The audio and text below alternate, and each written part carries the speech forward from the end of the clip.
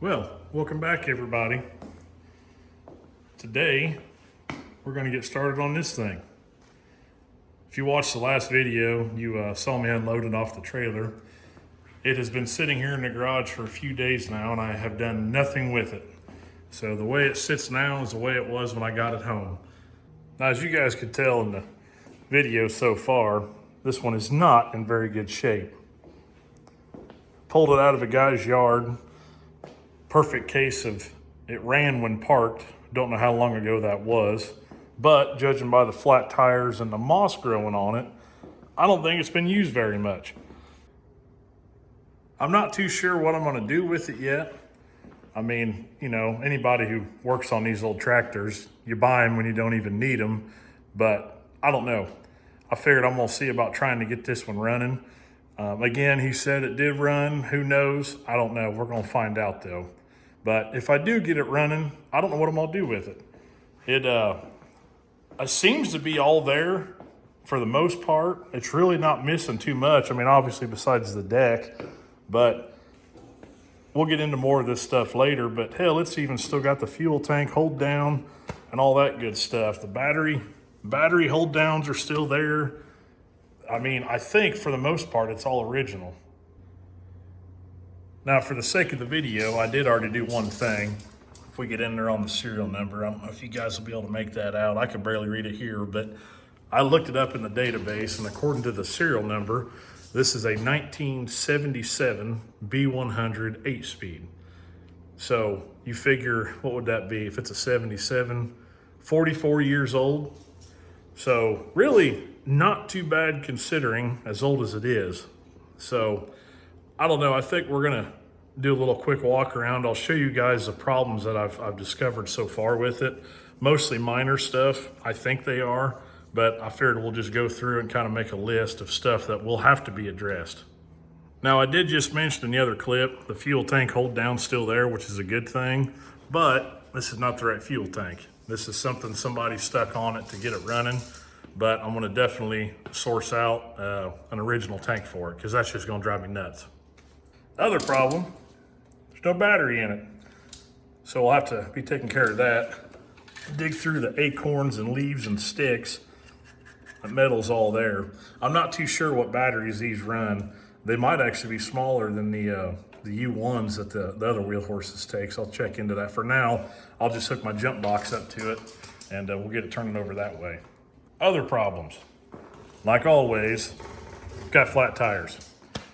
I don't know, they did take air when I loaded it up, but they went flat pretty quick. So depending on if it runs or not, maybe we'll go on the cheap side, throw some tubes in it so we can just, you know, use it as a yard tractor, I don't know.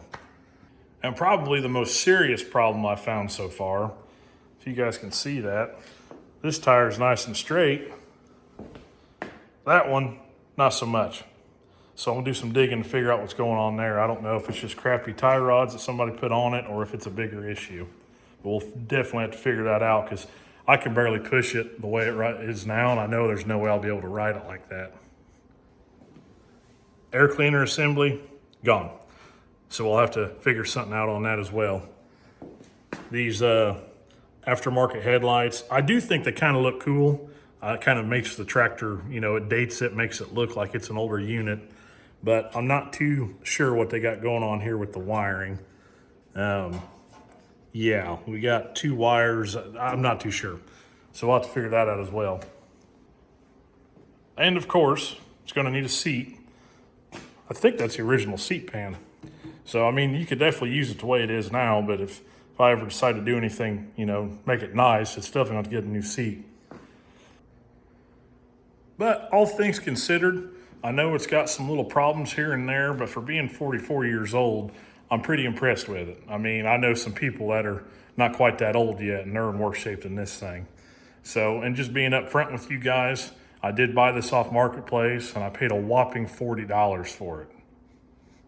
Now, anybody that's familiar with these, they know about the different parts and stuff, how you know, you can't find certain original parts, new aftermarket parts. I will say I did pay $40 for it, but it's already got the aftermarket, or not aftermarket, the rear quick attach. So if I want to put a snow blade on it, dozer blade, whatever, it's already got it on there.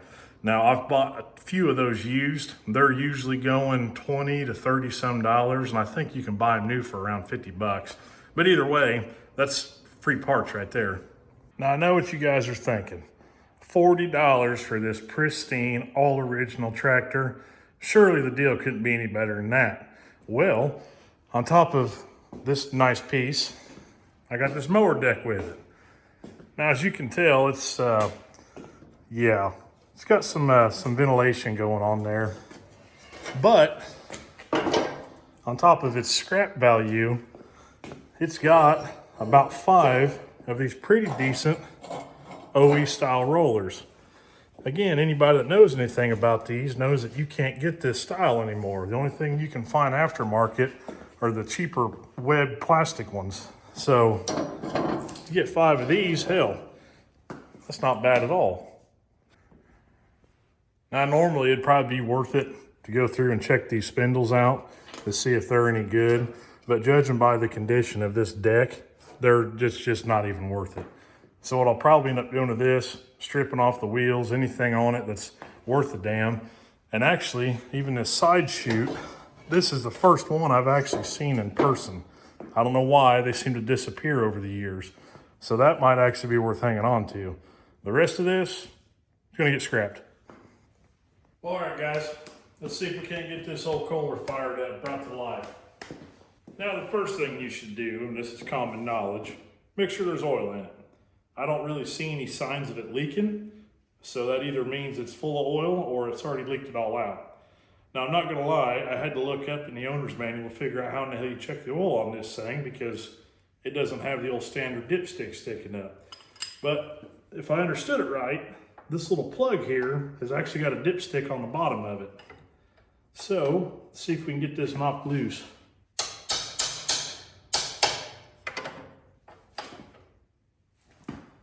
Oh, there it goes.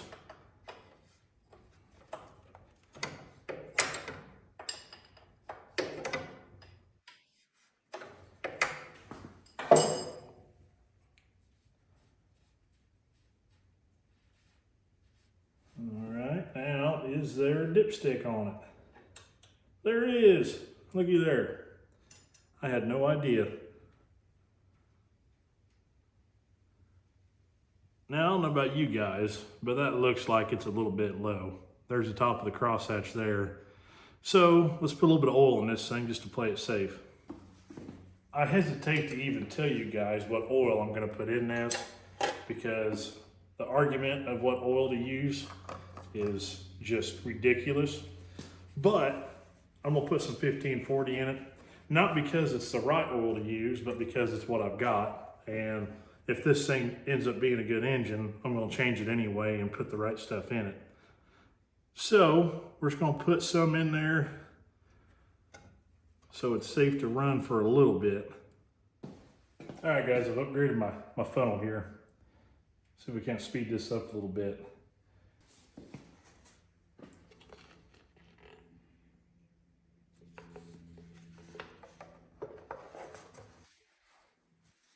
All right, let's check it one more time.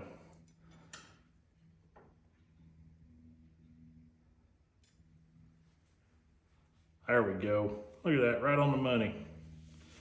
Okay, moving on. All right, now I told you guys I was gonna make up some fancy jumper cables to use with this Go Box. I'm still waiting on the connector, so right now I've just got the other end of these vice grip to this battery. So yeah, so I believe this one goes straight to the engine block, so that's gonna be our ground. And this one goes to the starter solenoid. So that's gonna be for that. I don't know. This wire goes up in here to the headlight switch. So I don't know. Let's just hook these up and see if we got a live key or not.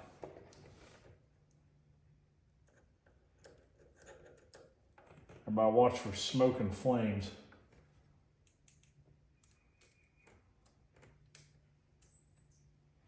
All right, so far so good. Nothing's burning, nothing's getting hot. Okay, let me find the key. See if it'll turn over. Now I do want to add that there is no gas in that tank. I don't want to go dumping that in there yet just for it to leak out before I have a chance to make sure it's got spark. So all we're doing now is just making sure that the electronics work and that we've actually got a starter that works. So it's a neutral. I don't think these have any safety switches on them, but let's just see what happens.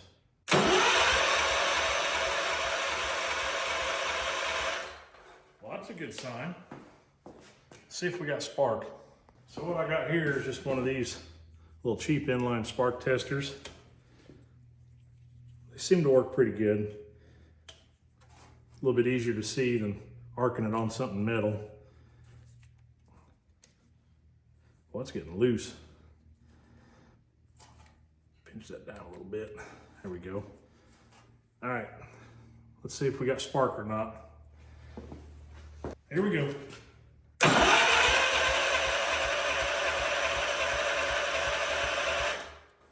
Nothing. Make sure this is making a good connection.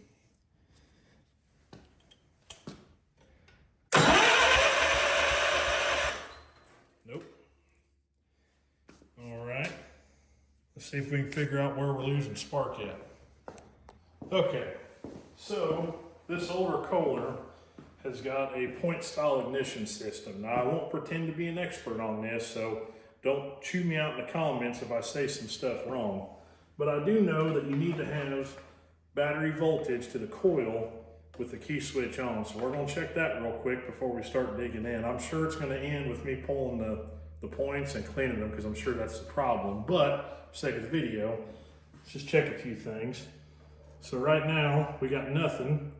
Key switch on, we got 12 volt. So that means that the coil is getting charged like it should with the key switch. So let's move on to the next thing. All right, now another quick and easy test we can do before we go digging in further. If you want to grab your spark plug wire and just make sure that it's actually got continuity through it. It could be broken down inside, who knows, it being this old. So get you a multimeter. It don't have to be fancy. That's like a $10 one from Walmart. Set it to ohms. Connect your ends. And these leads are junk, so bear with me, but getting about 2.5, 3 ohms. So yeah, we know there's continuity flowing through this, so we know that's probably not the problem. All right, guys, now we're down here with the points. Now I do know the condenser, it could cause a problem. You can bench test that, check for ohms. I don't know, I'm not gonna mess with it yet. I'm gonna pull this cover off these points and we'll see what's going on. So I've got this cute little ratchet here. I actually bought this set off a Matco truck like 7 or 8 years ago. And it's pretty handy for stuff like this because there is not much room in between this muffler and this. And these are little flathead screws. So let's hope that I can get these out without breaking them or rounding them off. All right, guys, you can kind of see what's going on. Right there is our point gap.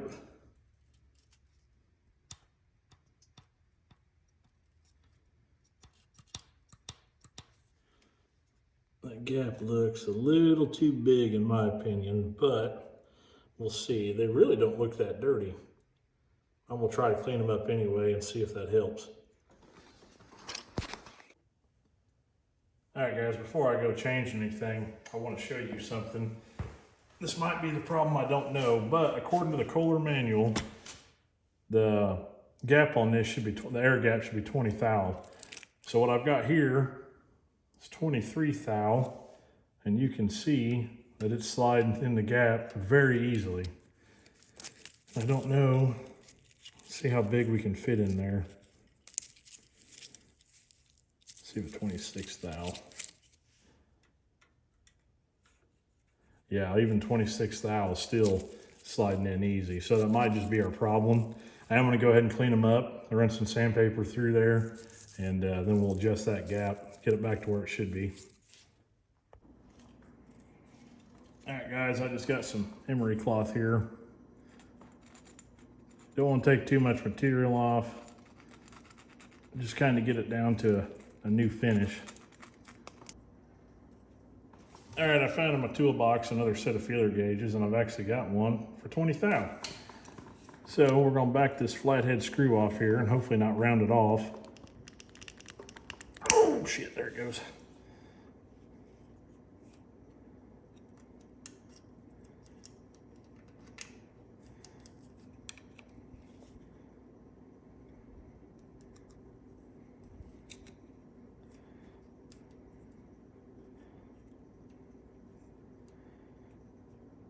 Let's see, that's all the way.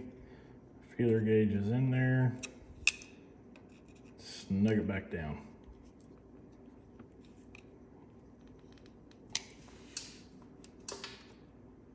There we go. You want a little bit of resistance on there. Real quick, I went ahead and turned the key back on, and you guys might not be able to hear it, but if I separate that,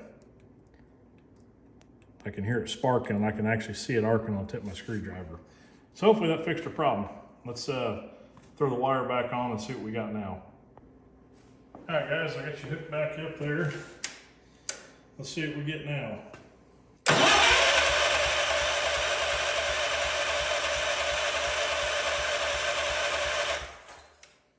Well, it sure looked like a spark to me. Let's throw some gas at it and, I don't know, see if it lights up.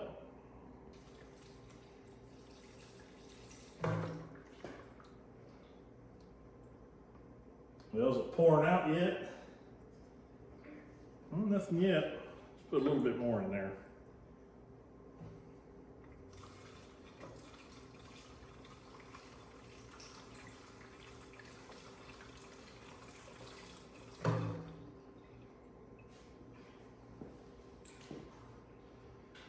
That ought to be enough for now.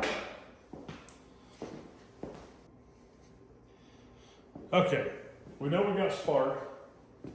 We know we got gas in it now. Decent battery. In theory, it should start. In theory. That's if the valves aren't out of adjustment and God knows what else. That's if the carburetor ain't gummed up from not running the fuel filter. Especially considering this thing's sat with no cap on it.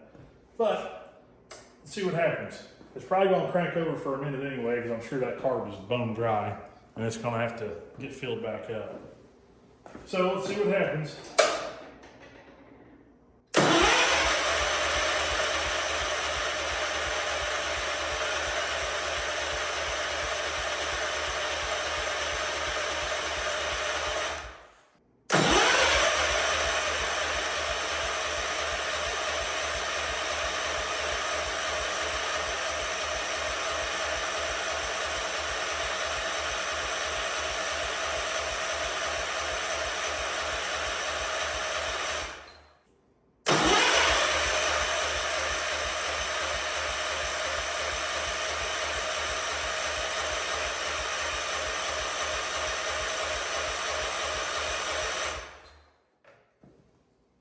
Well, you guys know what's next.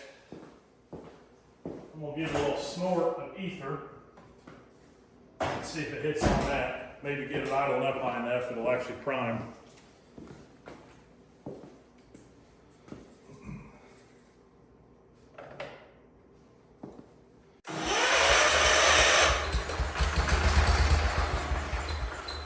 Well, there we go. That's something.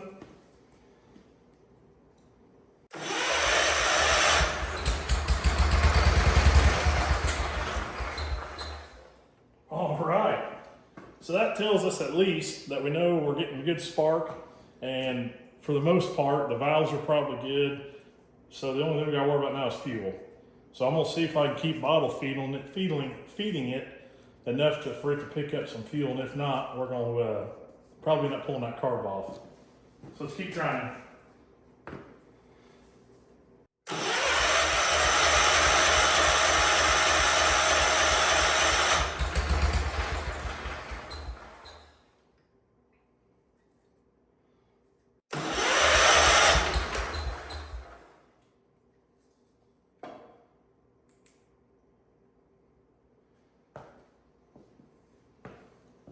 Before I use the whole can of ether, I'm gonna go ahead and pull that fuel line off. That's the one coming to the carb from the fuel pump.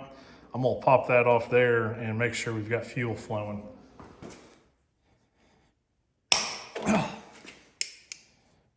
These pliers are made for cutting battery cables and stuff. So that should tell you how hard that damn hose is. All right, well, it's cut at least. Let's turn it over and see if it's pushing anything.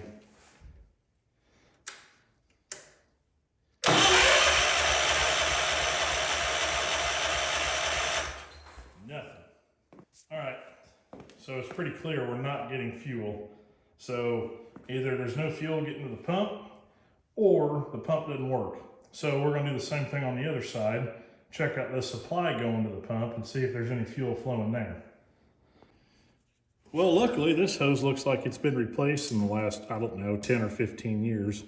It's got a newer style hose clamp, so maybe this will come off easier. Oh, we got movement. Hey, look at that. Well, that was incredibly way too difficult. Well, you guys watch that and see if any fuel comes out.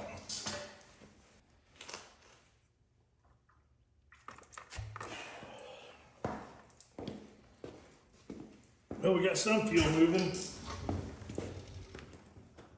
Definitely had a plug somewhere because it is leaking.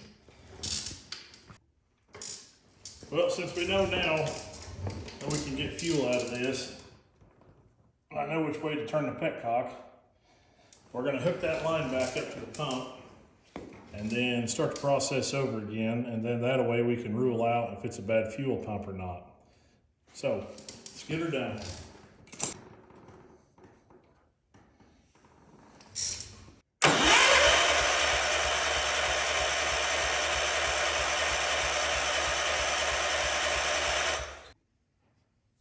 Okay guys, this is where we're at. I cut some stuff out because I don't want to bore you guys. So what I got here, a little basting bottle. You can pick these up at Walmart. I think Harbor Freight even sells some. It's got some straight gas in it. Got a new fuel line put on. I'm just gonna try to bottle feed this thing, eliminate the fuel pump altogether, because I'm still not convinced that's the problem. I think that this fuel tank, I don't know. I think the fuel tank might be part of the problem, like it's not flowing enough fuel or something, I don't know. So we're gonna do the old bottle feed on it and see if we can't get it to start that way. Okay, see if it'll start now. Got my bottle up there, upside down. It's getting fuel to the carb.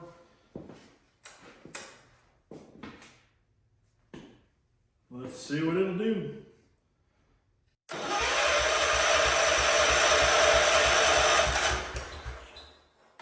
Oh, it's trying.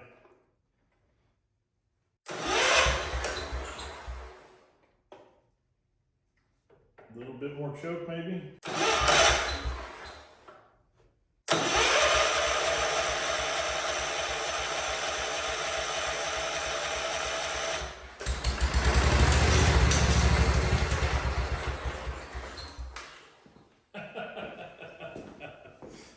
Well, that was something. So in the midst of it starting and running, guess what decided to start working? Fuel pump, blowing fuel all over the exhaust. So I'm gonna plug that, because I mean, we're already committed to the bottle system. We're gonna plug that, shut the fuel off, make sure it's not blowing fuel all over the exhaust, and then we're gonna start it up again. Well guys, in the midst of moving the bottle feed around and trying to clean a couple things up, keep fuel from blowing everywhere, the carb is just pushing fuel out the front. So I'm sure we got a float sticking. So I'm gonna try to beat on it with a screwdriver, get it to seat again. But if not, probably gonna end up pulling that carb off.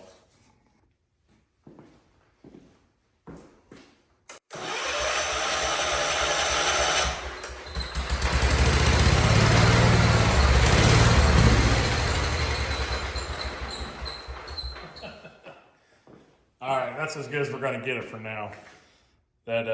It's just pouring fuel out of the front of the carb.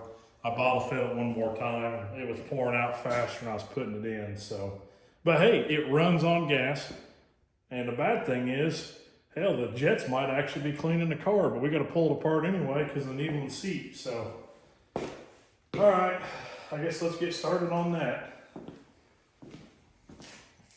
All right, guys, made some progress. For the sake of the video and ease of access, I went ahead and pulled the hood off of it. So let's cue the montage, and you guys can watch me in super fast speed as I take this carburetor off and cuss and complain, and you guys won't be able to hear me.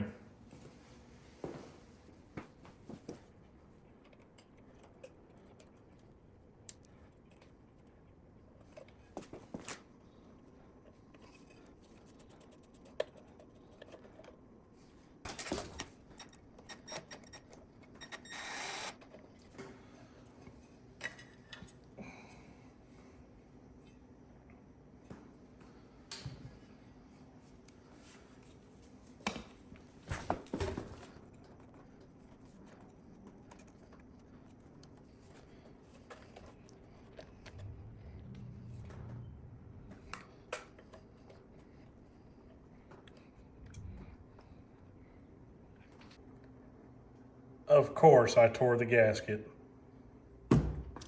Well, that wasn't too bad. These bolts are always just a pain in the butt to get to on these. I remembered if you pull the air cleaner backing off, you can kind of cheat, and you get a flathead screwdriver in here to grab a hold of them bolts. So once I remembered that, it came off pretty quick.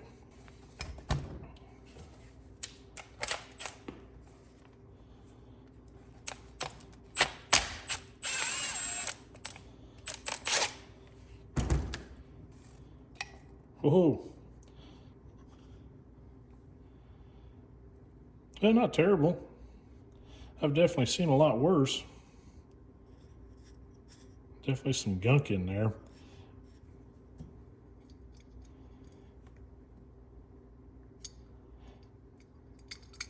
Well, it looks like it's all there. We'll have to test this float and make sure it's good.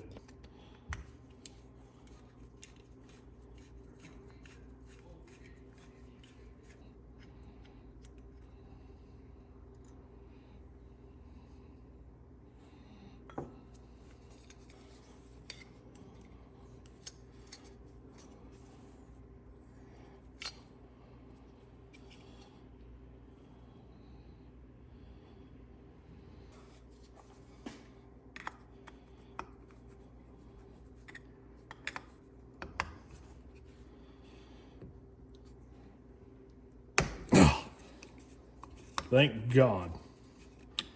It's getting worried.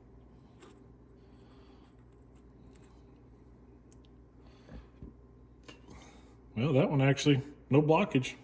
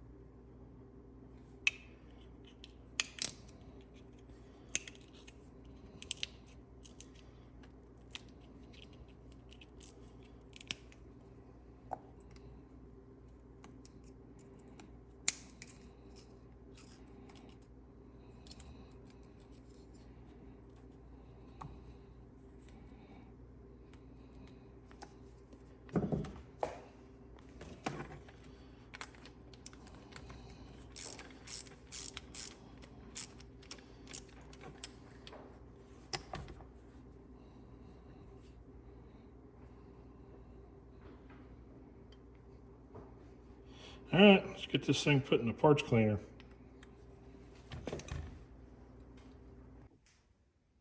This is my emulsion cleaner, I think they call it. Central Machinery, straight out of Harbor Freight. I don't remember how much it was. I will say it does work pretty good, all things considering, but I learned the hard way. You don't want to overfill it, because if you do, it fries the heater circuit. I don't know how, but it does. So that's the only complaint I have with it, is that the heat function don't work anymore. But it still does the emulsifying, if that's what you want to call it. So I'm running just water and I think Purple Power Mix in here. There's a bunch of different things you can run. I do wish it was bigger. You can tell it doesn't fully submerge the carb, but I just usually run a couple cycles. Gives me a chance to drink some cold snacks while I'm waiting. All right, got everything in there. Floats on top. Hopefully that's going to stay floating and not sink, but we will see. Timer set. There we go. Well, timer's done. I ran it like 3 cycles. Well, the good news is the float floats. I don't hear nothing sloshing around in there, so that's good.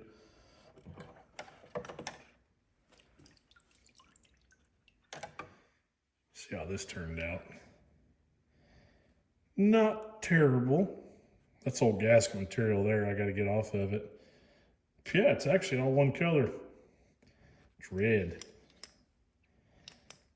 Let's see what else we got.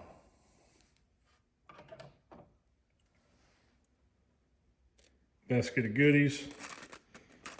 Nice and shiny and somewhat clean. I don't know if you guys saw that when I put it in, but it had dirt and mud caked on it. So I'm saying this thing does pretty good. That there I can wipe out with a rag. It's just loose debris.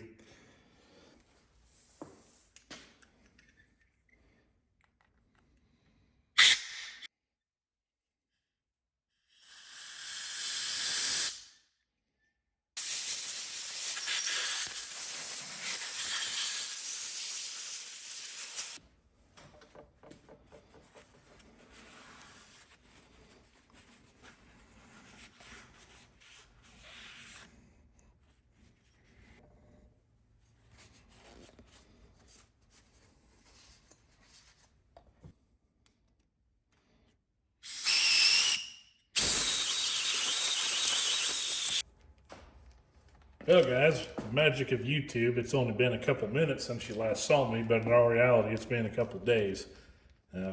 I did not do the smart thing and plan ahead and get a rebuild kit for this carb, because you know, but we heard the engine run. I didn't really see it smoking. It didn't have any bad sounds to it, so I think it was okay to go ahead and spend a few dollars to get a rebuild kit for the carb.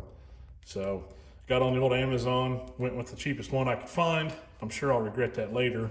But the main issue was the bowl gaskets and that needle and seat. That needle was extremely worn, so I figured I might as well go ahead and replace it. So let's get this throw it in the carb and get it put back together, and then we'll go from there.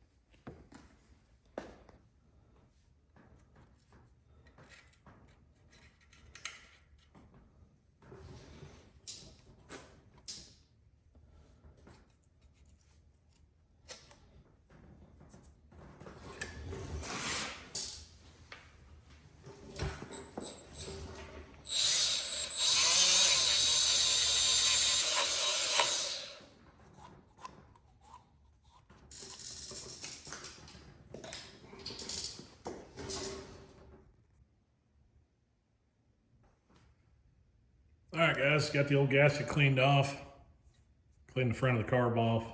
I'm sure you guys noticed that gasket kit didn't come with the base gasket to put it on the intake, but luckily I'm a hoarder and I managed to find one in my stash. So that should work just fine on there. So let's get the carb put on.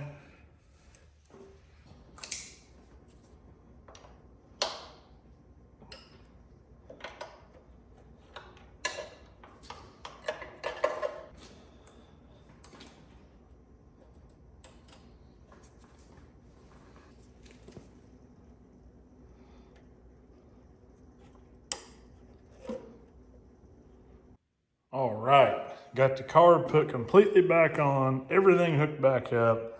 I had to do some finagling with the fuel hose. Like I was thinking, I think that stock tank, or that, not stock tank, the one that was on it had something wrong with it. It wasn't flowing fuel right.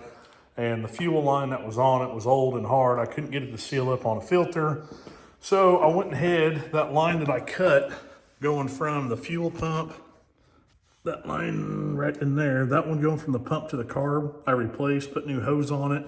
And for now, for the time being, I put a new hose going into the pump up here on my fancy bottle holder, just my floor jack. So that's gonna be our fresh fuel supply going to the pump. And like I said, and you guys saw it, it was blowing fuel out of that hose when it was running. So I don't think the pump was the problem. I think it was that tank. So let's get you guys set up on this and see if we can get this thing to idle now. All right, here we go. I don't see any fuel leaking anywhere yet, so I don't think anything I did is leaking. I don't know, we'll just have to see. Hopefully I don't catch the garage on fire. So, key in. Here we go.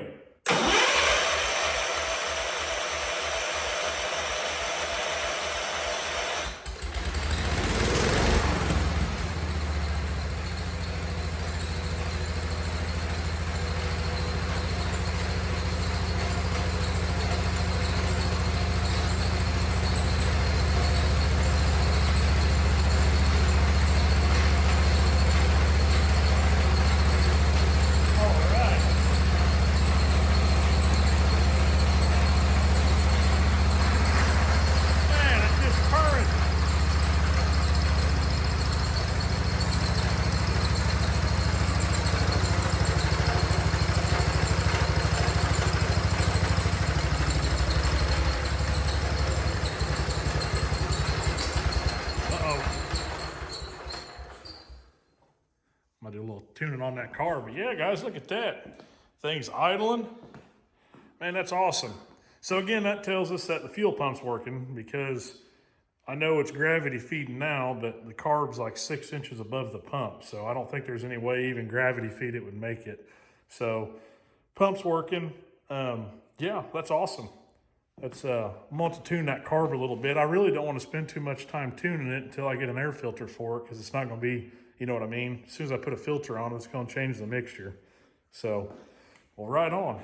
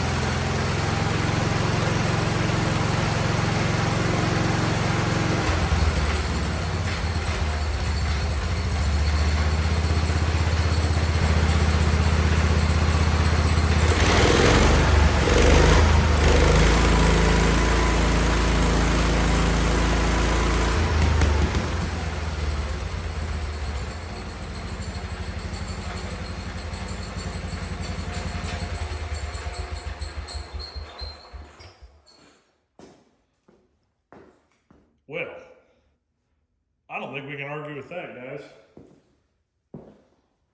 Try tuning that carb a little bit.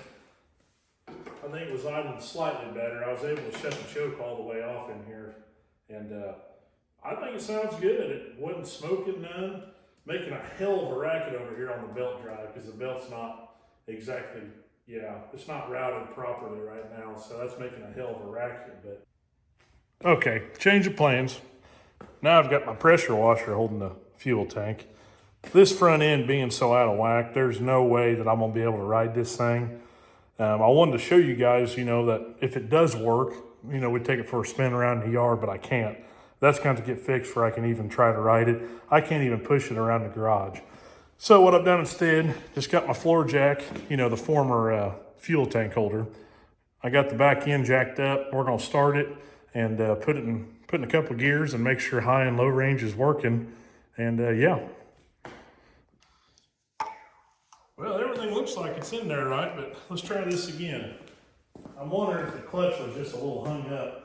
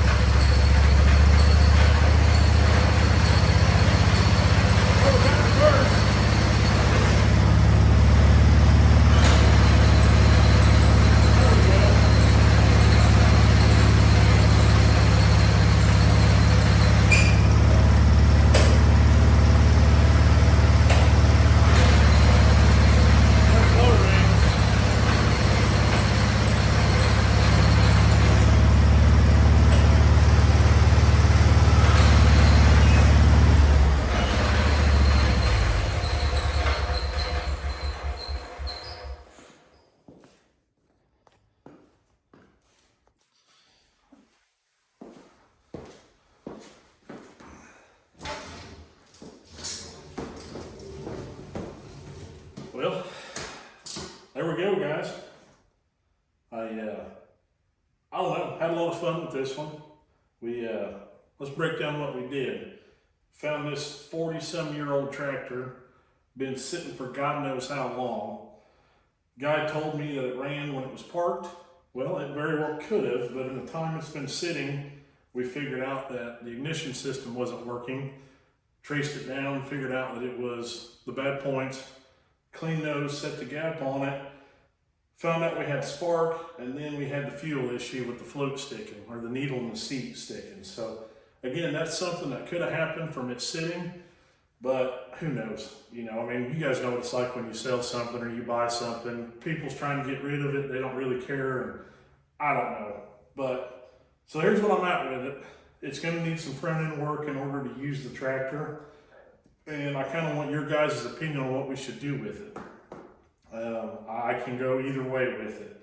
I was thinking we could pressure wash it, somewhat clean it up, don't do nothing with the paint, just clean it, throw some tubes in the front tires, and just use it as a yard tractor and maybe flip it, maybe sell it for a little bit of money.